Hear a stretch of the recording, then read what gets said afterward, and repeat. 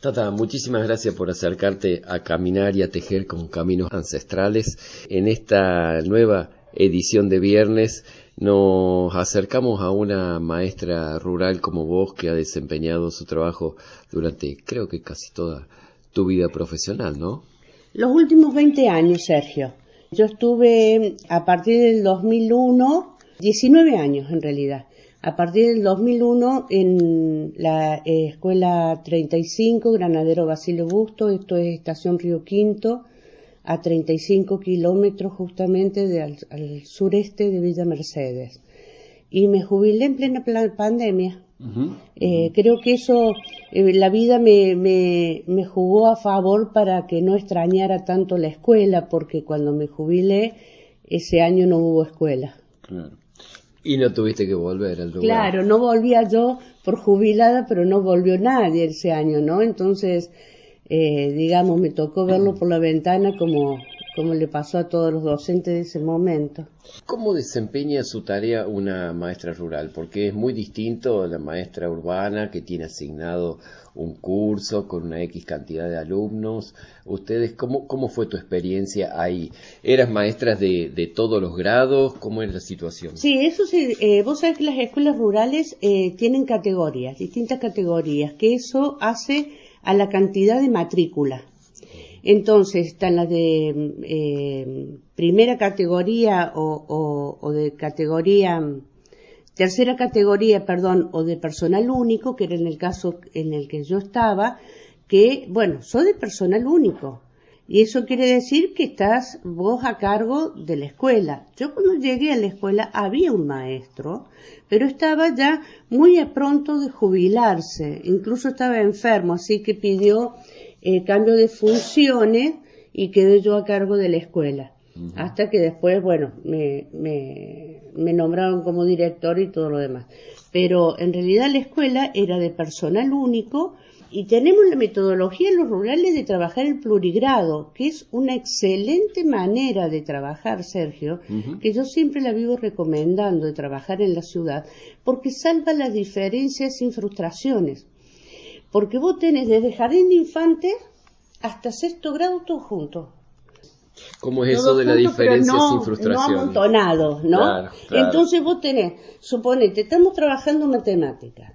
Cuando enseñás un tema nuevo, lo enseñás en diferentes en niveles según estén los de segundo, los de tercero, los de cuarto. Me acuerdo estadística, me acuerdo que hasta los de jardín hacían estadística, ¿no? Porque eran los encargados de poner, hacíamos estadísticas y contábamos las respuestas de tal pregunta con caritas, ¿no? Con círculos que yo les había llevado.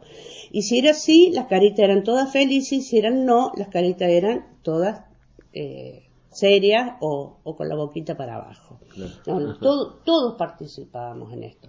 Y si alguien no entiende, suponete en el caso de la multiplicación y divisiones, si alguien no dividía en cuarto grado como tenía que dividir, ¿qué problema hay? Dividí con los de segundo hasta que le agarre vuelo, hasta que empieces a carretear, que solito nomás vas a ir nivelándote a los de cuarto. Claro. Es como una escuela no graduada. A eso es que no causa frustraciones. ¿Te das cuenta? Al menos yo tuve el criterio de erradicar por completo el exitismo dentro de la educación. Entonces, el aprendizaje era aprendizaje y valía por sí mismo, no detrás de un 10, porque por ahí el esfuerzo vale más que y no es ese, no, yo quiero ser primero, no. Incluso para los abanderados en el campo pasa una cosa muy, muy particular. Nosotros la bandera la llevábamos todos. Lo sorteábamos. ¿Quién era el primero? ¿Quién era el segundo? Así a lo largo del año, porque los actos ya lo sabíamos. Claro. Entonces, ya sabíamos nosotros que desde el principio de año, cuándo iba a ser escolta, cuándo ibas a hacer el abanderado, cuándo iba a ser... Y no era por rendimiento escolar, ¿no? Porque yo tenía la idea de promover esto, ¿no? Una escuela que tuviera otro tipo de valores y otro tipo de convivencia. otro tipo de convivencia entre ellos. Y por supuesto con la idea de que todo aprendizaje que es construido con otros es un aprendizaje sólido y no se vuelve atrás. Tal cual, tal cual. Ese movimiento espiralado que nos hablaba Pillo Rivera. Totalmente, ¿no? Totalmente. Y bueno, y todo eso hizo que vos con tu capacidad de relato te vayas construyendo un montón de historias y escribiste un libro que se llama Lechuza Libre. Ahí decís, el campo y yo andamos en amores. Una frase que utilizas en contratapa y en una hoja interna. ¿Por qué eso? Ay, no, sí. Hasta el día de hoy estoy en el campo, ¿vas a creer vos? Uh-huh. Hay una cosa que hay un enamoramiento del rito de levantarme e ir a trabajar al campo. Porque durante 20 años he visto amanecer. Y eso es una energía diferente, ver amanecer. He llegado al campo a abrir la tranquera con los olores justos que te hacen aliarte con la vida todos los días. Te hacen ese rito que te hacen identificar y distinguir los olores. Entonces vos podés, como los viejos, empezar a distinguir cuando la humedad te indica que va a venir lluvia. Porque los olores te lo indican, ¿no? O presentir que se vienen los días fríos, porque los olores también lo indican. Bueno, todas esas cosas.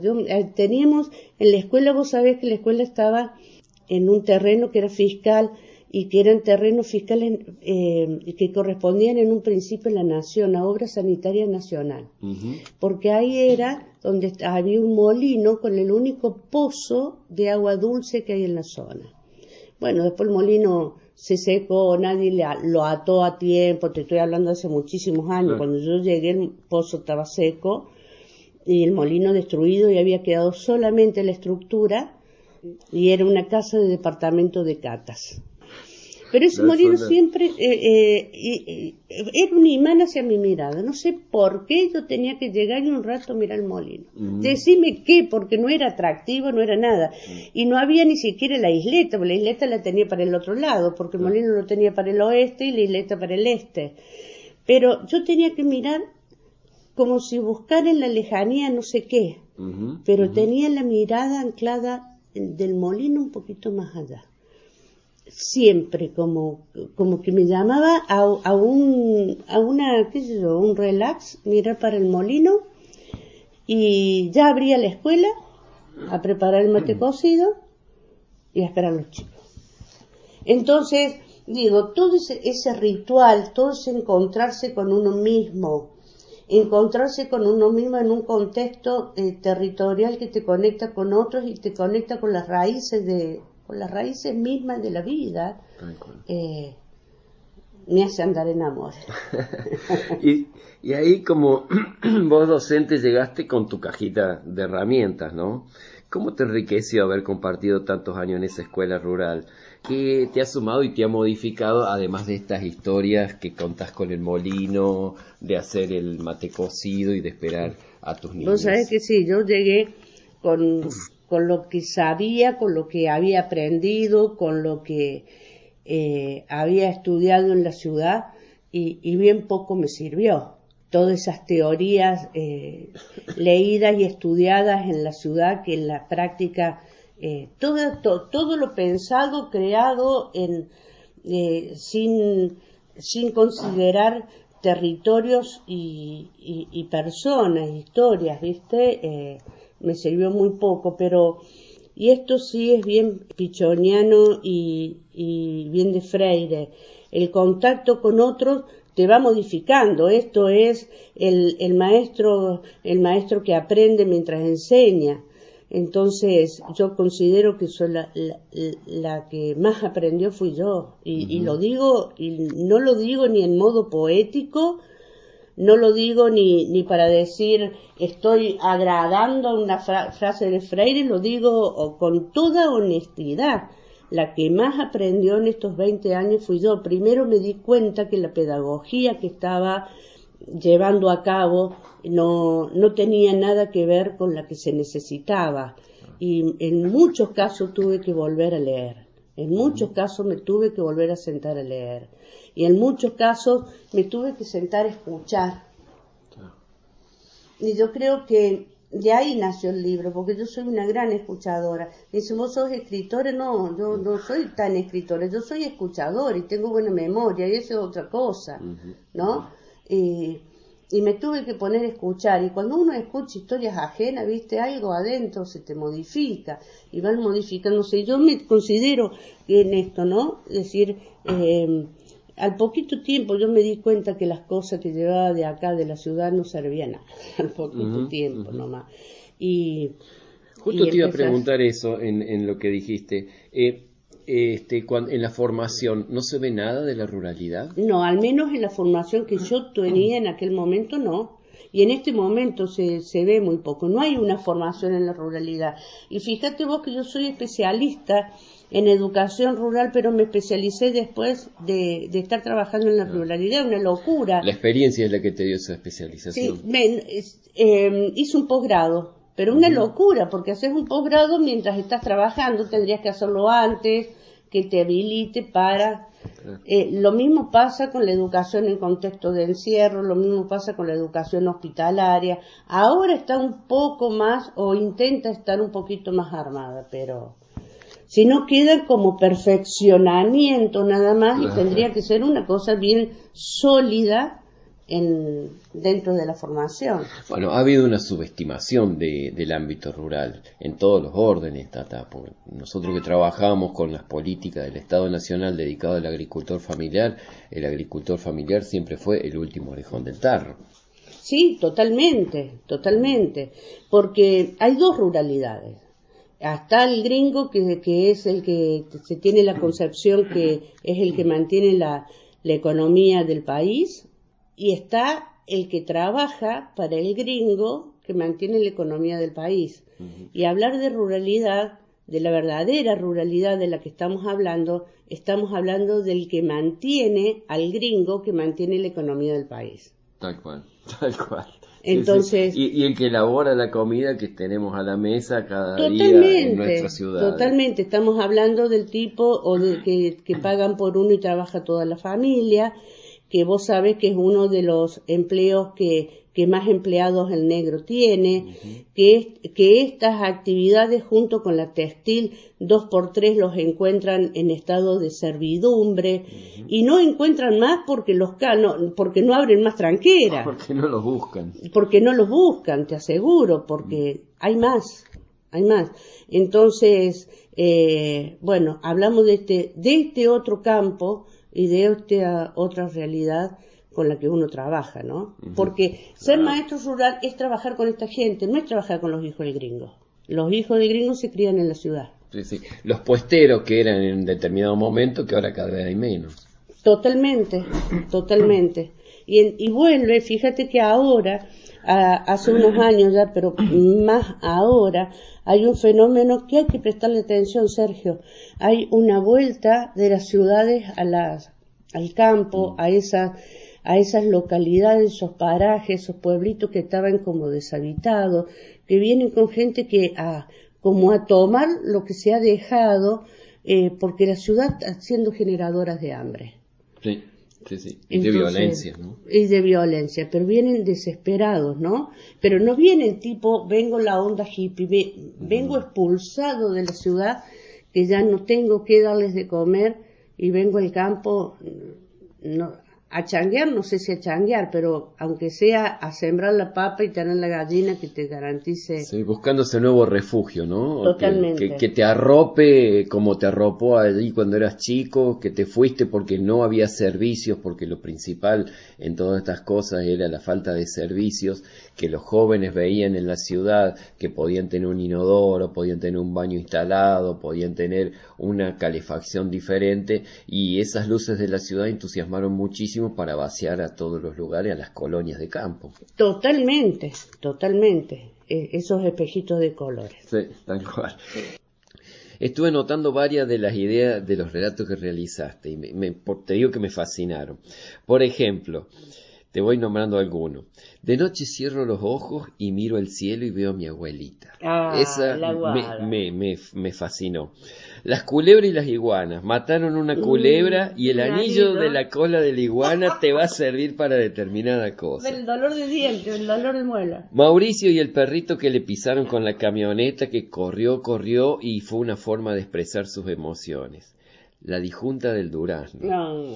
El acto del 25 de mayo. Yo me quiero vestir de rubio, no quiero ser más negro. Me hace acordar el cuento del negro Álvarez.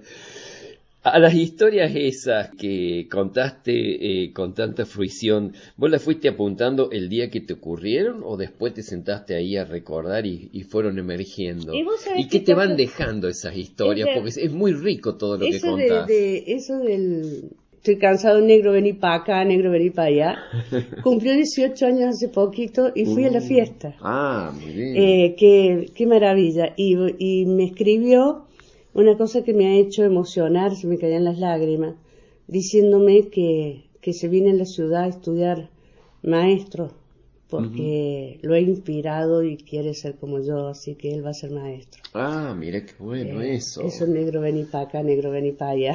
¿Sentiste realizada con esa acción? No, mirá no, lo que se transmite. No, fue muy grande el Ale Sotrito.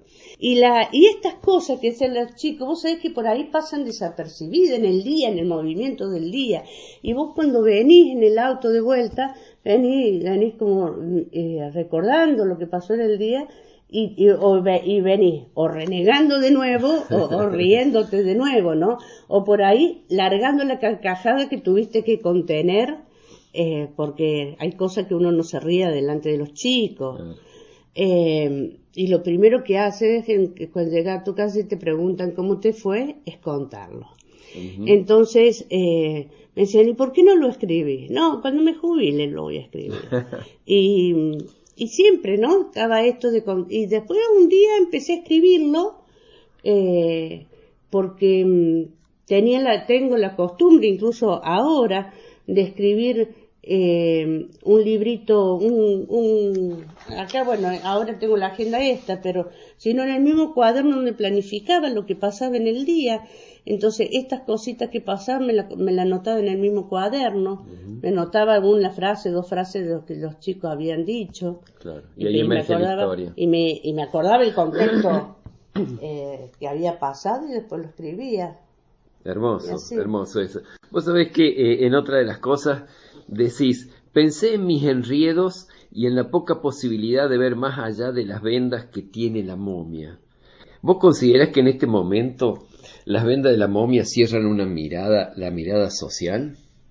Mira, yo creo que por mucho tiempo se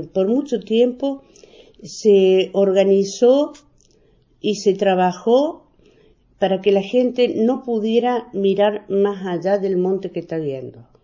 Y la escuela fue cómplice de esto. Entonces, hoy tenemos chicos que no pueden desarrollar un pensamiento crítico.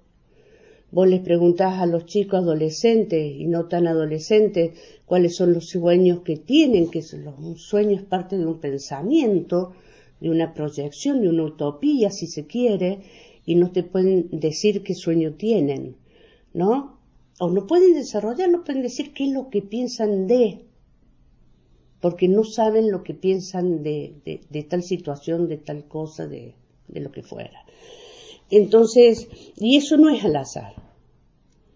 Eso hay una intencionalidad detrás de esto, ¿no? Entonces, creo que sí, y me doy cuenta ahora, toda esta intencionalidad me la doy cuenta ahora que ando en los barrios con la educación comunitaria. Porque lo que hacemos hincapié ahora es en bajarte un poquito porque existe mucho más del monte para atrás. O sea, sigue siendo bien freireano. Totalmente. Otra de las frases que pusiste, que escribiste, que me impactó, decís, la escuela en el campo es la patria misma y los maestros nos convertimos en la garantía de que las promesas deben ser cumplidas, que el derecho a la educación para todos no es un sueño, sino es una realidad. Me gustaría que ilustres un poquito más eso. Claro, porque vos sabés que En el campo, eso me pasó una vez que me esperó doña María, una viejita en la ruta, me esperó, no era de ir a la escuela, pero 2 por 3 esperaba en la ruta para pedirme un favor o algo. Y me esperó un día en la ruta y me dice, me acuerdo con su libreta cívica, mirá lo que te digo, en un paño, en un lienzo, ¿no? Y me decía, mire señorita, dice, he ido al ANSES porque me quiero jubilar, dice, y en el ANSES me dijeron que usted me tiene que jubilar. ¿Cómo? Le digo, doña María, yo la tengo que jubilar. Sí, dice que usted tiene que ir a esta dirección, www, y ahí la van a atender y ahí me va a jubilar. Entonces, ahí interpreté que lo que yo tenía que hacer desde la escuela era sacarle el turno. Claro. Por eso me entregaba el documento. Bueno, eso hice. Le saqué el turno y le dije, tal día, tal hora, la voy a acompañar al ANSES. Así hice y así se jubiló. Uh-huh. Y te podría dar como ese ejemplo 20.000. Y en la escuela, en el campo, es ese pedacito de patria. Es, como dice don Polo Godoy Rojo, donde la patria no alcanza, está la escuela. Tal cual. Y ese es el valor de la escuela en estos lugares, ¿no? Donde la patria no te abraza, que te abrace la escuela, ¿no? Que te alcance. Porque que es parte de la patria profunda, en definitiva. Totalmente. Los instituidos sociales no llegan ahí, pero la escuela ahí es un instituyente más. Porque fíjate vos que mira que la gente me incorporó en todo, pero nunca dejé de ser la maestra. Claro. Hasta el día de hoy, Sí, ese rótulo lo llevas de por vida. No es un rótulo, es un lugar entre ellos. Soy de la casa, pero soy la maestra. Porque hasta depositaria del conocimiento. Totalmente, porque hasta la bendición me han pedido a mí, cuando la bendición le tienen que dar otros. Uh-huh. ¿Me entendés? Pero soy la maestra. Claro. Pero te cuento soncera, me han esperado para cerrar un cajón, porque la maestra no ha llegado. Uh-huh. Claro. Con eso te describo, o sea, hay un respeto. Cerrar un cajón para despedir un deudo. Claro, un muerto. ¿Hasta dónde el respeto, no? Te digo, ese valor del respeto. Que vos decís, miércoles, hay cosas que uno siente una responsabilidad moral encima de uno, que muy fuerte. Una vez iba con una señora de acá de la ciudad y veía los campos llenos de choclo. Y me dice, pará, vamos a sacar unos choclos. ¿Qué? Dice, pará, vamos a sacar unos choclos. ¿Estás loca? Yo no saco un choclo a nadie. Una cosa es que los convido y otra cosa es pararme a sacar los choclos. Pero ni loca me paro a sacar un choclo. Primero que no me bancaría que me dijeran, anduve el auto del maestro robando choclos. Me muero. Y segundo, que sé que este pedacito de tierra se la dan al peón para que la siembre para los animales propios. Porque son los que roban, entonces son los que menos cosechan. Y le vas a sacar al peón encima. No, ni loca, pero ni loca, ni mamada con caña, como dicen los viejos. Me paro a sacar un choclo. Jamás en la vida. Bueno, eso te grafica la actitud, en definitiva. A modo de cierre, porque tengo varias ahí más anotadas. Si vos tuvieses que mirar a la tatá esa que está haciendo ese primer viaje a la escuela ahí de Río Quinto, hoy, en otro estatus, con toda la experiencia, ¿qué le dirías a esa maestra que está viajando a dar su primera clase? Que no tuviera miedo, le diría. Porque tuve mucho miedo, porque me hice cargo de una escuela que era rancho, la única rancho que quedaba en la provincia, porque habían empezado a construirla en el Plan 1000 y no hubo más depósitos y la cooperadora no pudo terminar de construirla y así quedó. Yo pude entrar a la escuela porque la llave se había perdido por la ventana, porque no existía ventana, no teníamos baño instalado. No había escuela porque lo que habían empezado a construir era la habitación de un docente y ahí empecé a dar clase. Uh-huh. Y tenía mucho miedo de no poder hacer de la escuela un lugar creíble, porque los padres de la zona, al ver que la escuela era así, traían los chicos al hogar escuela pupilos. Y yo era maestra del hogar escuela en aquella época, pero el hogar escuela cerró el internado. Y tampoco querían llevarlos a los chicos ahí porque la escuela en las condiciones que estaba. Entonces yo tenía que convertir ese rancho en un hecho pedagógico concreto y no era atractivo, digamos, ¿no? Y en poner mi accionar de garantía de que a como se podía aprender lo mismo. Y tener que hacer la leche en una estufa querosén y tener que ir a cortar la leña con un pico porque nos robaron el hacha y bueno, y esas cosas, viste, que hasta que conseguimos que nos hicieran la escuela nueva, que fueron 5 años en esas condiciones, que las fui mejorando obviamente, pero en esas condiciones, ¿no? Empecé con 3 alumnos y el otro año tenía 15. Pero esos 3 primeros alumnos... Fuiste sembrando y cosechando bien. Sí, pero esos 3 multiplicaste por 5. Alumnos me costaron la vida. ¿No? Que me creyeran. Y me creyeron porque me conocían del hogar escuela. Pero no dejé nunca dejé de visitar estancias, tuvieran o no tuvieran alumnos, ese primer año para que me conocieran. Y me pasó una cosa muy curiosa. En una estancia, bueno, en la de Doña María, entro un día y Doña María así me mira y me dice, bueno, dígame la verdad, porque se anda comentando. ¿Usted es pastor o maestra? Y era por el evangelista que me ha pedido. Claro. Entonces le aclaré que yo no tenía nada que ver con la religión, o sea, pero tampoco estaba en contra de los evangélicos, pero yo era maestra nomás. Ah, bueno, ya que tenemos las cosas en claro, dice, tomemos unos mates. Ya no podía ella concentrarse en la conversación porque yo no sabía quién era. Ahora, fue sincera, se sacó la duda ahí Totalmente, se sacó la duda ahí nomás, no podía concentrarse. Eso. Bueno, Tata, muchísimas gracias por esta charla, gracias por el libro, gracias por haber sido maestra rural porque construiste ese pedacito de patria y estás contribuyendo para que todos esos niños hoy puedan ser distintos para presentarse frente a una sociedad. Así que gracias por tejer con caminos ancestrales. Gracias a vos por venir, por interesarte y por no dejar que estas cosas mueran adentro de un libro. Gracias por leerlo.